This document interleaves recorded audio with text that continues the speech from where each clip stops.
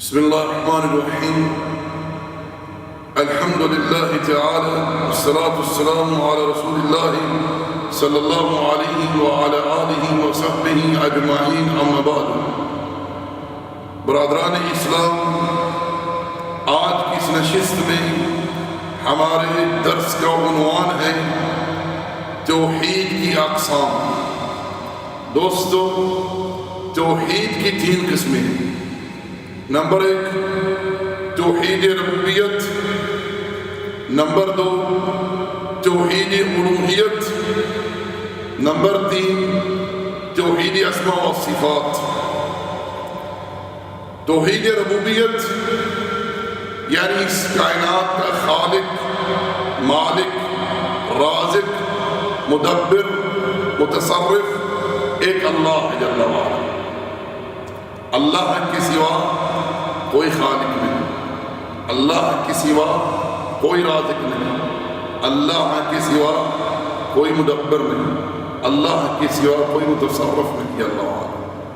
اللہ جل وعلا نے قرآن میں ارشاد فرمایا: یا ایھا الناس اعبدوا ربکم الذی خلقکم والذین من قبلکم لعلکم تتقون الذی جعل لکم الارض فراشا والسماء بناء وأنزل من السماء ماء فأخرج به من الثمرات رزقا لكم فلا تجعلوا لله أندادا وأنتم تعلمون.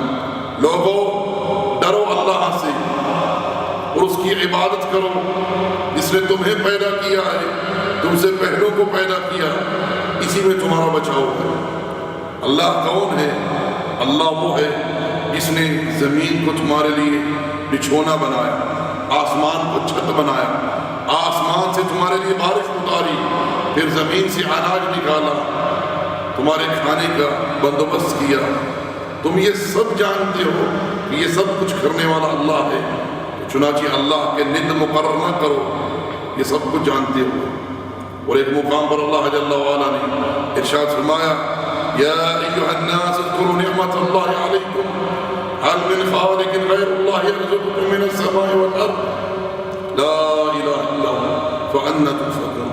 لوگوں، یاد کرو اللہ کی نعمت کو جو اللہ نے تمہیں عطا کی ہے، کہ اللہ کے سوا اس کائنات میں کوئی اور خالق ہے جو تمہیں روزی مہیا کرتا ہے؟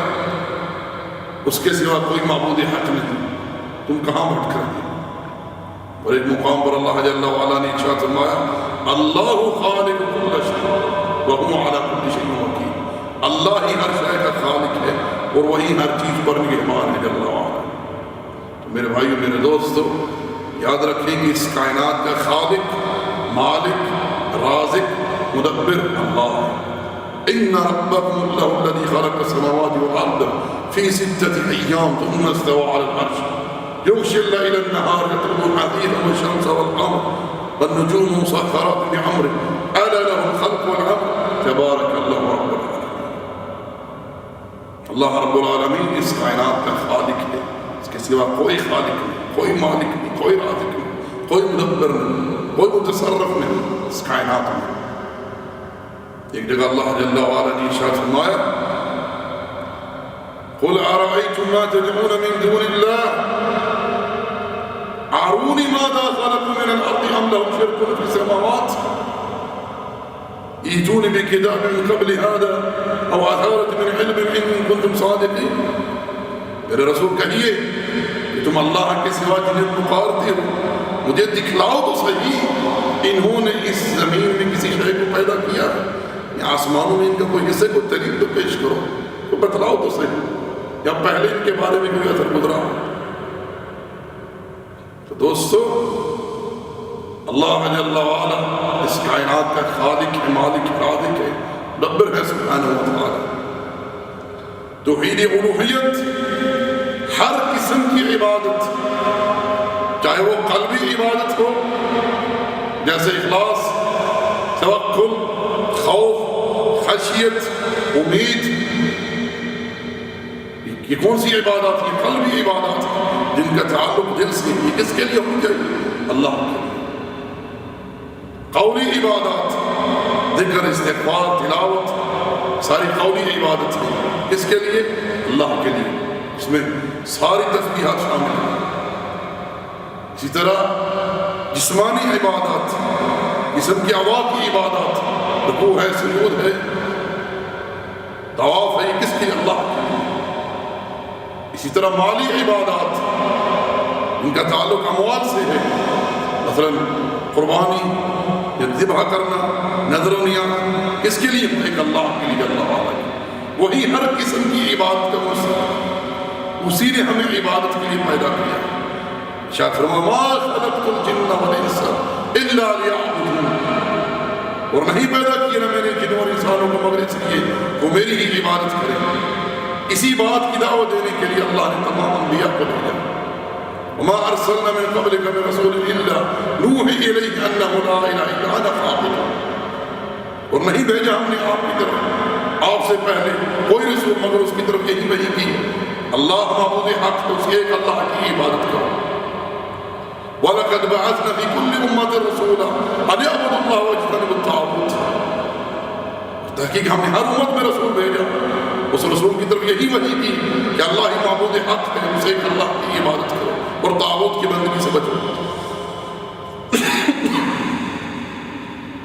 میرے بھائیو، میرے دوستو، ہر قسم کی عبادت کا مستحق ایک اللہ تعالیٰ نے امام الانبیاء سے کہلوایا، قول آپ کہہ دیجیے، اعلان کر دیجیے، اِنَّ صَلَاتِ، میری نماز، ونُسُكِ، میری قربانی ہر قسم کی، چاہے وہ قربانی مال کی ہو، جان کی ہو، کسی شے کی ہو، قُلْ إِنَّ صَلَاتِ وَنُسُكِ وَمَحْيَايَ وَمَمَاتِ لِلَّهِ رَبِّ الْعَالَمِينَ، میری زندگی کے اندر کتنے اعمال ہیں، مرنے کے وقت کتنے اعمال ہیں، کس کے لیے؟ اللہ کے لیے۔ قل ان صلاتي ونسكي ومحياي ومماتي لله رب العالمين، اللہ رب العالمین لا شریک له، لا شریک له، اس کا کوئی شریک نہیں، وبذلك امرت وانا اول المسلمين، اور اس بات کا اللہ نے مجھے حکم دیا ہے اور میں سب سے پہلے اپنے رب کا فرما بردار ہوں۔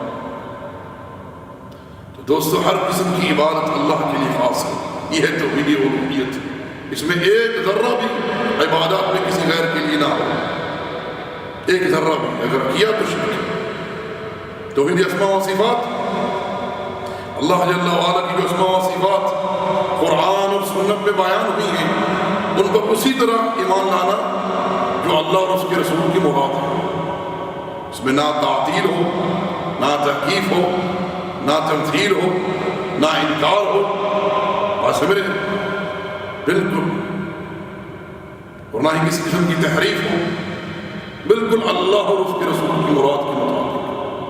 مثلا اللہ نے خبر دی ہے الرحمن علی العرش استوى، رحمان عرش پر مستوی ہے، ہمارا ایمان ہے، کیسے مستوی ہم نہیں جانتے، ایمان لانا واجب، سوال کرنا بدعت ہے۔